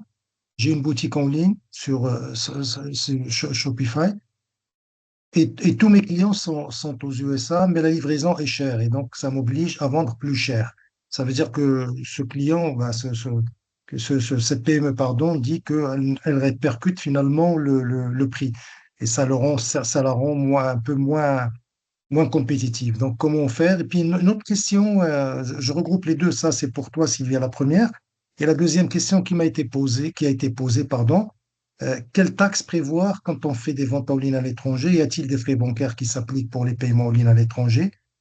Faut-il avoir un compte bancaire en devise ou pas? Ça, c'est une question qui est pour nous, mais ça, je peux répondre pour cette question, bien sûr. Comment sont rapatriés les fonds perçus via PayPal? Ce sont des questions qui te sont posées, Sylvia. Donc, Oui, eh ben, on commence par les je reviens auprès États-Unis. de toi, Adil, après. Oui, Bien les sûr. États-Unis, en fait, la réponse, il faut d'abord voir le prix des concurrents, faire un benchmark. Est-ce que les prix des concurrents sont les mêmes prix qu'on a ici au Maroc? Je ne pense pas. Je pense pas. Et je pense qu'en fait, la marge entre le prix public aux États-Unis, elle peut compenser les frais des livraisons. Donc, elle peut compenser si tous les autres concurrents vont beaucoup plus cher par rapport au prix public au Maroc, bah, tant mieux parce que ça veut dire il y a largement suffisamment de marge pour couvrir des frais logistiques, des livraisons plus importants. Et je pense que c'est un petit peu le cas. Euh, Autrement, si ce n'est pas le cas, eh ben, il faut chercher un centre de fulfillment local aux États-Unis. Encore une fois, mettre des produits à consignation auprès de ces centres de fulfillment et qui s'occupent ensuite de pouvoir livrer à des frais de livraison moins chers. Ça veut dire que Euh, tout se négocie, Sylvia, tout se ouais. négocie. Finalement, c'est des contrats, il faut bien lire le contrat et le pricing et tout ce qui va avec. C'est ça, en fait. Oui, oui, en fait, il faut démarrer avec un benchmark. Il faut voir les concurrents à quel niveau de prix public ils sont positionnés. Et sur la base de ça, décider la stratégie des livraisons. Soit depuis le Maroc, parce que le prix public est assez élevé pour couvrir les frais des livraisons plus élevés. Soit il faut déporter les stocks en consignation dans un centre de fulfillment aux États-Unis. D'accord? Et sur ce qui est des taxes, alors, les taxes, ça dépend. Ça dépend de quel est le pays ciblé. Parce que à chaque pays, il y a des accords différents. Et donc, il y a pas que la TVA, il y a aussi des frais de douane. Oui, bien Donc, sûr. la douane, comme j'ai expliqué, la TVA, comme j'ai expliqué, ça, il faut la collecter et la payer dans le pays du client. C'est pas au Maroc qu'il faut la collecter et la payer, c'est vraiment dans le pays du client. Et ça, c'est pour la TVA. Pour les frais de douane, ça dépend de la marchandise et ça dépend du pays ciblé. Il faut voir un petit peu les accords de libre-échange du Maroc, parce que souvent, en fait, il n'y a pas de frais d'import, il n'y a pas de frais d'export. Et je pense Ça que veut c'est dire le que cas. finalement, Hmm. ça que globalement, Sylvia, si je comprends bien, vous êtes une experte de l'export. Finalement, le digital abolit un petit peu en quelque chose ces frontières psychologiques aussi, ces barrières. On parle d'une lettre de crédit ou quelque chose comme ça. Quand on est en B2B ou quelque chose comme ça, c'est que le digital, en principe, devrait stimuler, devrait accélérer les ventes, devrait accélérer les partenariats d'une manière générale. Tout à fait, hein, avec le digital, avec la bonne approche, l'approche active, on peut vendre directement au consommateur. Cette vente directe au consommateur évite de payer des marges supplémentaires aux intermédiaires.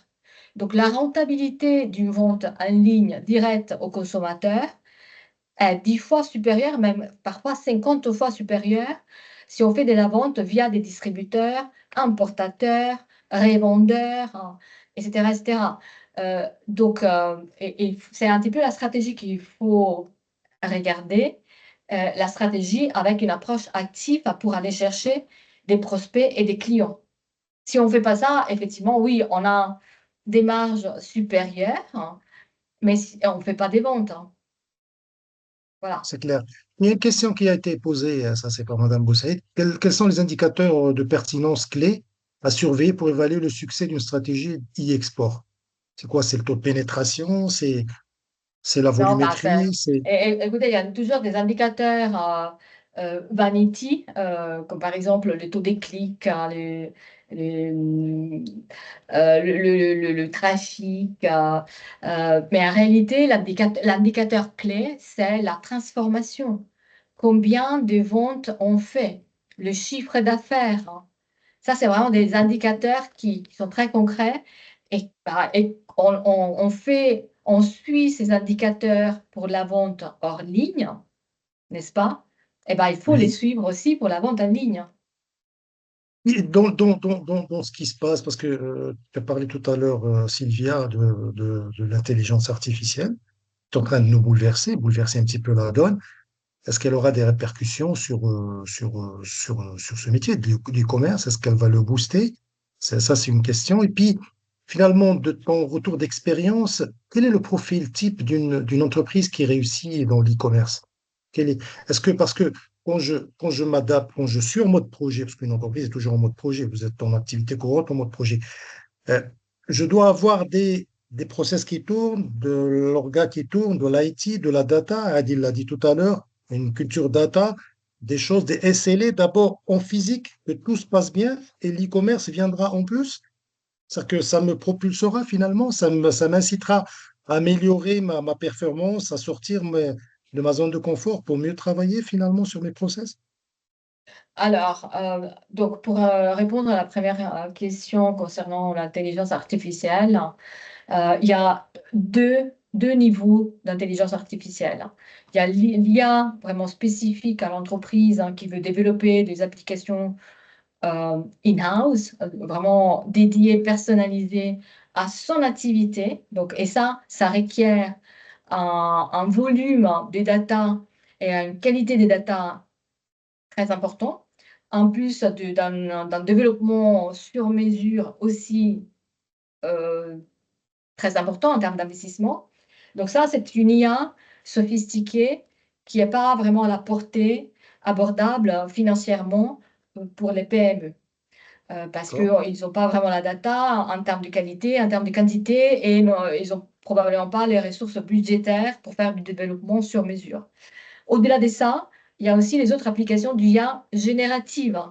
Celles-ci, elles sont à la portée de tout le monde.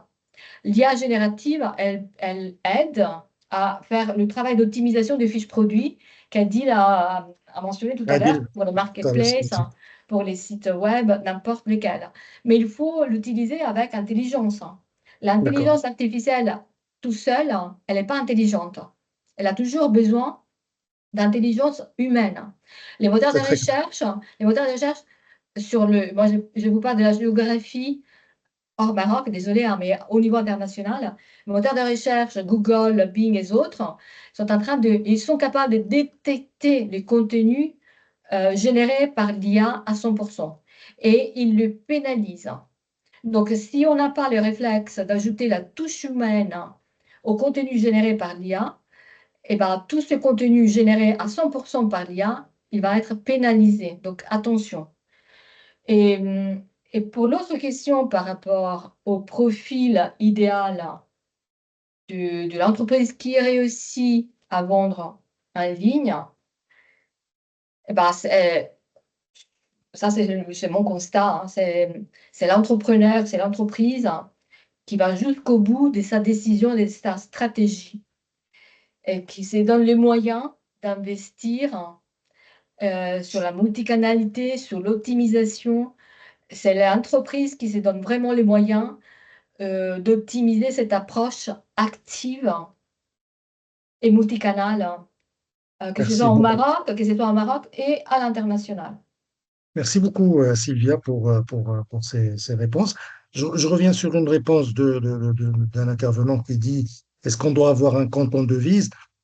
Moi, c'est l'ancien banquier qui parle, hein, c'est l'ancienne expérience bancaire. Évidemment, toutes les entreprises qui ont des recettes en devise ont le droit et la possibilité, bien sûr, d'ouvrir un compte en devise et de garder même de la devise sur leur compte sans aucun problème, et d'encaisser en devise, bien sûr. D'encaisser en devise et d'avoir leur formule de cession et tout ça.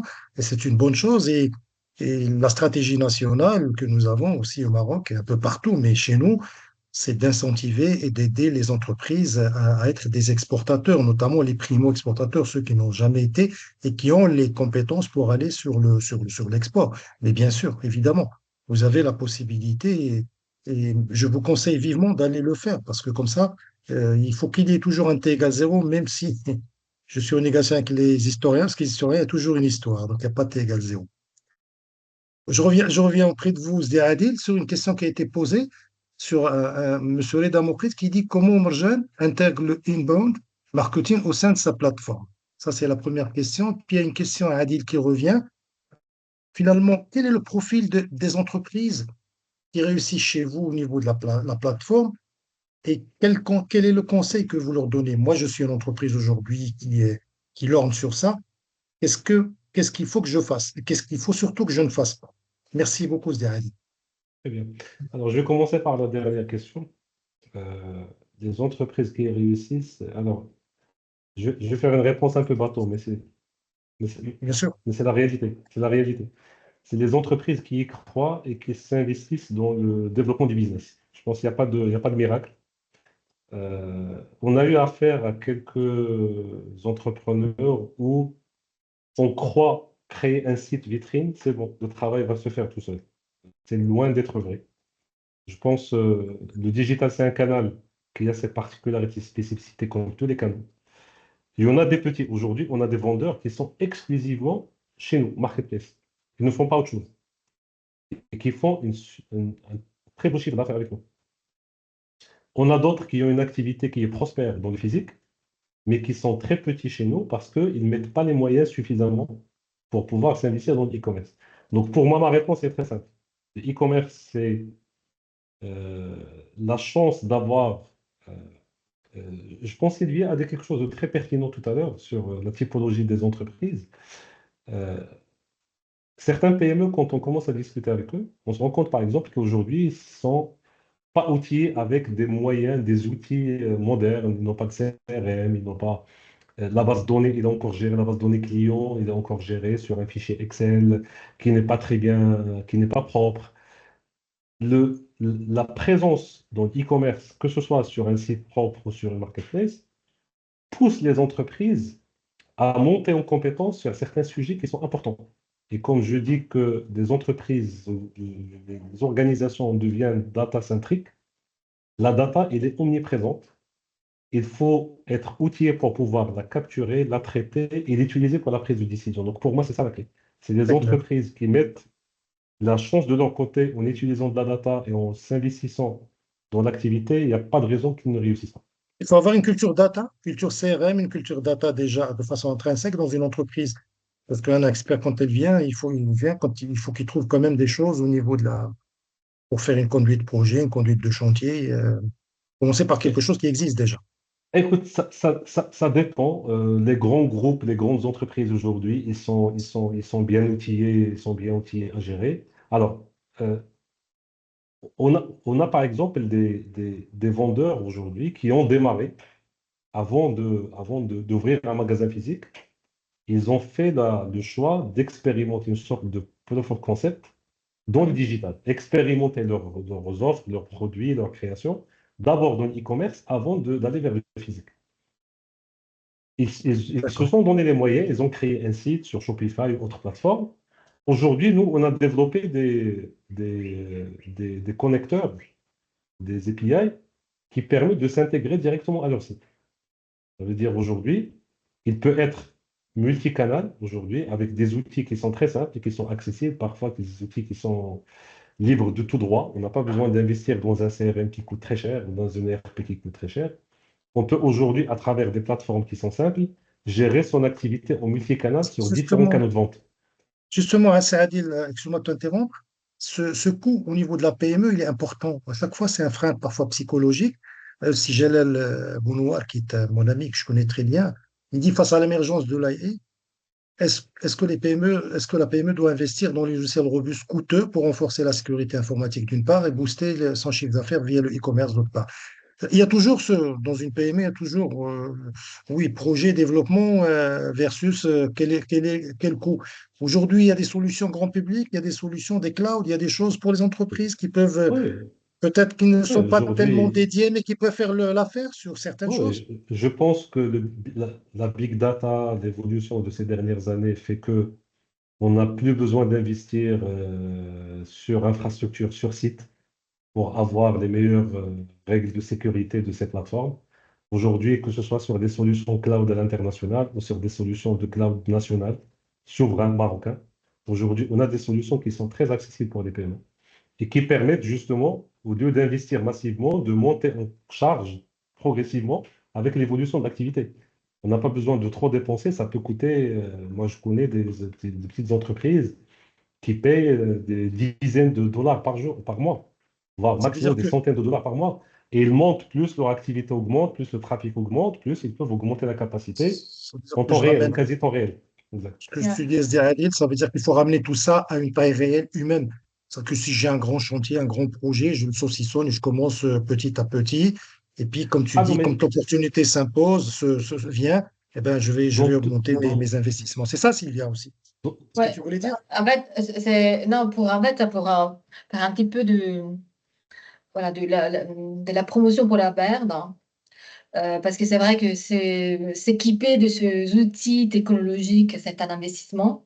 Et ça, c'est typiquement des projets sur lesquels la Baird peut aider les PME marocaines, hein, avec des projets de International Advisory dont je m'occupe, hein. Et typiquement, voilà, c'est Il y a des lignes de l'acquisition de... financement. Il y a des lignes de Oui, oui, financement. Il y a oui, oui, des accompagnements. C'est bien. c'est des projets. Par exemple, tu parlais du fait d'avoir des compétences en data interne. Et ben, si ce n'est pas le cas, nous, on peut intervenir avec des consultants internationaux qui vont expliquer quelle est la tech, la Ah, technologie nécessaire, ça, c'est intéressant, faire ça. l'intégration et faire aussi l'acquisition des compétences, l'évolution des compétences, hein, la Chez montée. l'entreprise. Ouais, Chez oui, oui, l'entreprise. oui, Ça veut dire oui, qu'il y a un oui, mentoring, il y a tout chez l'entreprise. oui, On oui, va chez oui, l'entreprise et on va l'aider à grandir sur ces sujets. Ça, tout c'est à fait, important. tout C'est à fait. très important. Merci beaucoup. C'est Adil, une question aussi qui revient à l'esprit, c'est que chez vous, au niveau de la marketplace, c'est une marketplace nationale. C'est important. C'est important. Et Oui. puis, c'est pas pour opposer tout ce que dit Sylvia, mais peut-être c'est aussi un atout au niveau de la livraison, comme tu dis que c'est 24 heures, un produit, ou en règle générale, parce que s'il est, il est à l'export, bon, il y a la douane, il y a la logistique, il y a l'envoi, et ainsi de suite, il y a tout ça. Peut-être que au niveau les marketplaces qui sont nationales, mais je sais que tu l'as dit tout à l'heure, votre ambition c'est de grandir, c'est d'être international. bien sûr, sur l'Afrique, sur tout ça. Est-ce que c'est aussi un atout pour pour les PME marocains qui ont des produits de proximité qui sont juste à côté? Ça peut être un Non, atout? mais, non, mais clairement, c'est je pense, un des éléments forts dans la proposition de valeur à l'écosystème vendeur aujourd'hui qu'on propose. Mhm. Euh, j'ai des exemples concrets. Aujourd'hui, on a des coopératives agricoles euh, qui sont dans des villages reculés dans l'Atlas, aujourd'hui, où le plus grand problème qu'ils avaient, c'est vraiment l'accessibilité des marchés. Aujourd'hui, pouvoir livrer, c'est des produits de qualité. Aujourd'hui, on a récupéré, euh, avec des groupes de femmes, généralement analphabètes, qui ne va pas gérer un stock, une seller zone. On va récupérer des produits, on va les mettre chez nous, dans notre entrepôt à Casablanca, et on va gérer de A à Z pour eux.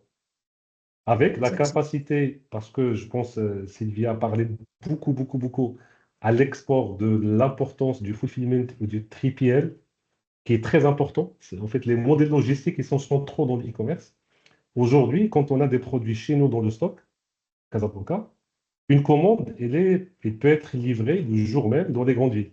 Si la commande est passée le matin avant midi, elle peut être livrée le jour même dans les 15 grandes villes du Maroc, au plus tard C'est le lendemain excellent. matin. C'est excellent. Excellent. Et ça, en termes de force de frappe, c'est très important.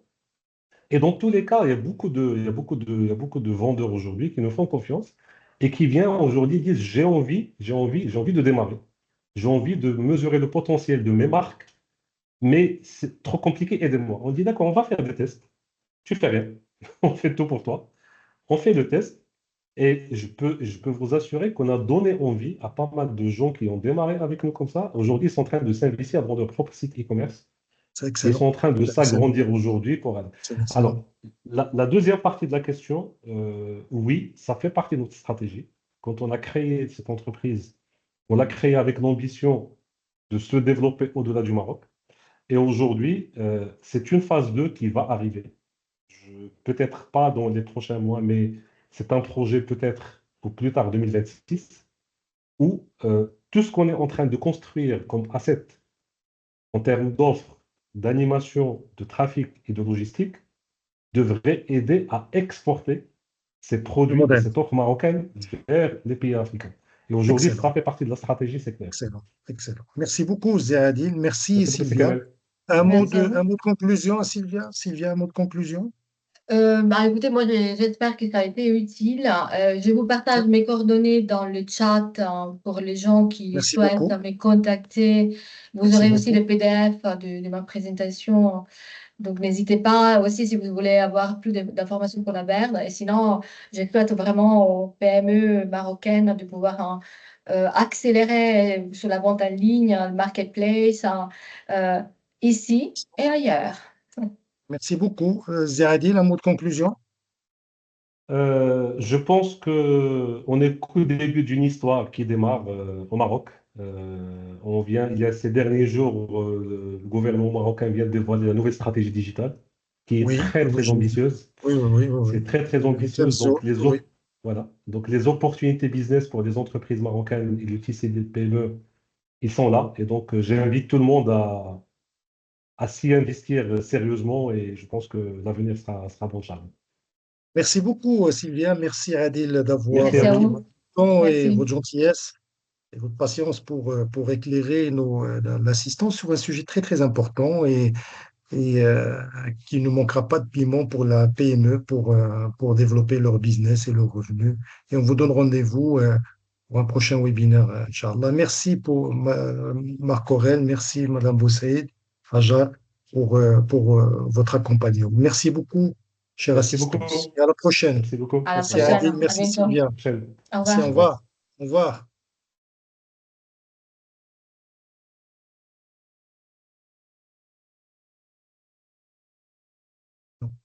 Ok.